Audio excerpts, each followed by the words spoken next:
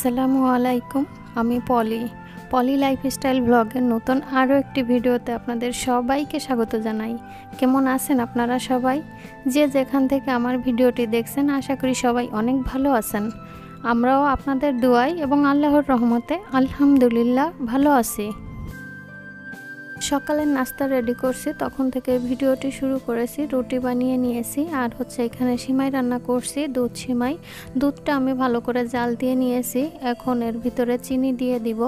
চিনি দিয়ে কিছুক্ষণ জাল করে তার ভিতরে সিমাইটা দিয়ে দিব। তবে সিমাইটা আমি একটু আগে ভেজে নিয়েছি, আর আমি এই সিমাইটা রান্না করতে গেলে সব সময় আগে ভেজেই রাখি, তারপরে সিমাই রান্না করি। কারণ না ভেজে সিমাইটা আমি কখনো রান্না করি না। যদি না ভেজে রান্না করা হয় তাহলে দেখা যায় সিমাইটা জড়িয়ে যায়, খেতে একটুও ভালো লাগে না আর নরম হয়ে যায়। আর এই যে সিমাইটার ভিতরে আমি চিনিটা দিয়ে দিয়েছি প্লেটে করে, কারণ যে কৌটাতে চিনিটা ছিল, তো আমার যা হয়তো চিনিটার মুখটা ভালো করে আটকিয়ে রাখছিল না, এই কারণে দেখছিলাম পিঁপড়া ঢুকেছে আর সামান্য ময়লাও মনে হচ্ছিল। আমি প্লেটে ঢেলে সেটা একটু পরিষ্কার করে তারপরে হাঁড়িতে চিনিটা দিয়ে দিলাম।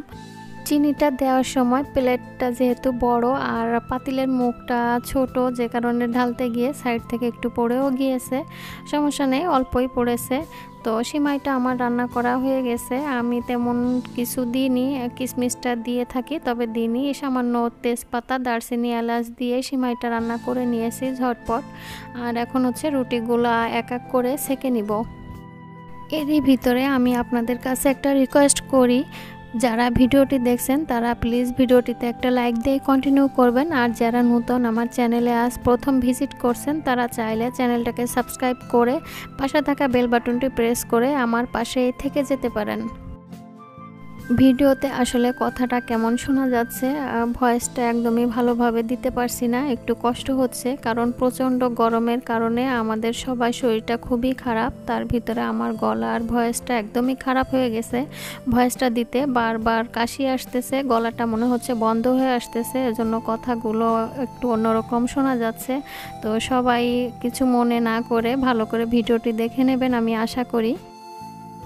আর যতই অসুস্থ থাকি না কেন আমার বাচ্চাদের নিয়ে আর একটু কষ্ট আমার করতেই হয়। যেমন আলিপার আনহা কোথাও গেলে আম্মু তুমি এটা না করলে আমরা খাবো না, ভালো লাগে না। আর দেখা যায় কখনো শরীর তো সবসময় ভালো থাকে না, আর ভালো থাকলেও দেখা যায় এক জায়গায় বেড়াতে আসলে সবসময় কিন্তু সব জিনিস করতেও ইচ্ছা করে না। কোনো কারণে যদি কেউ করে তাহলে সেই জিনিসটা দুজনের কেউই খেতে পছন্দ করে না, আর খেলেও দেখা যায় ওইভাবে মন দিয়ে খায় না, তখন নিজেরও খারাপ লাগে। তো যতই কষ্ট হোক না কেন নিজের বাচ্চাদের দিকে তাকিয়ে দেখা যায় যেখানেই যাই সেখানেই আমার কাজ করতে হয়। নিজের বাসা শ্বশুর বাড়ি তো আছেই, বাবার বাড়িতেও সেই একই অবস্থা। আর আসলে কোথাও গেলে যে তারা যে খারাপভাবে রান্না করে তাও কিন্তু না, তারাও কিন্তু ভালো করে রান্না করে। আর যেহেতু মাটির চুলার রান্না, কিন্তু আসলে এটা আমার বাচ্চাদের একটা অভ্যাস। ওরা মনে করে ওর আম্মুর হাতের খাবারটাই মনে হয় বেশি মজা। তো আমি রান্না করলে সেটা আমার কাছে খারাপ লাগলেও ওরা ভালো বলে, তো এটাই আমার কাছে অনেক বড় পাওয়া। আমার কাছে খুবই ভালো লাগে, আনন্দ লাগে যে আমার বাচ্চারা আমার খাবারটা, আমার হাতের তৈরি জিনিসই সবসময় পছন্দ করে। আর শুধু তাই নয়, খাবার দিতে গেলেও যে ওর দাদু বা ওর নান খাবার দিবে সেটাও তাদের পছন্দ না। আমি কখন এসে খাবার দিব সেটা তখন ওরা খাবে, কাউকে বিরক্তও করবে না যে আম্মুর আসতে দেরি হচ্ছে বা আম্মু কোথায় গেছে আমাকে খাবার দাও। কখন আমার বাচ্চা দুইটা কারো কাছে খাবারও চাবে না, আমি যখন দিব তখনই তারা সুন্দর করে খেয়ে নিবে। এদিক থেকে আমার বাচ্চাদের দিয়ে খুবই আমি শান্তি পাই আর কি। যদিও আমার কষ্ট হয় যে আমার জন্য বসে থাকে একজন দিলে, কিন্তু আমার এই কষ্টটা হয় না। কিন্তু কি করব, বাচ্চারা তো শুনতেই চায় না, তো আমার কাজ আমারই করতে হয়। আর এই তো বিকালবেলা আসলে অনেক অপেক্ষার পরে রহমতের বৃষ্টির দেখা পেলাম। আমি আর আমার শাশুড়ি সিঁড়িতে বসে তো গল্প করতেছিলাম, আর বাইরে হঠাৎ করে দেখছিলাম মেঘ করেছে। আশেপাশের অন্যান্য জায়গায় বৃষ্টি হয়েছে, কিন্তু আমাদের এখানে এখনো বৃষ্টি হয়নি। আজ দুদিন ধরে বৃষ্টি হয়েছে, বেশ ভালোই লাগছিল, অনেকটা ঠান্ডা ছিল, সাথে অনেকটা বাতাসও হচ্ছিল।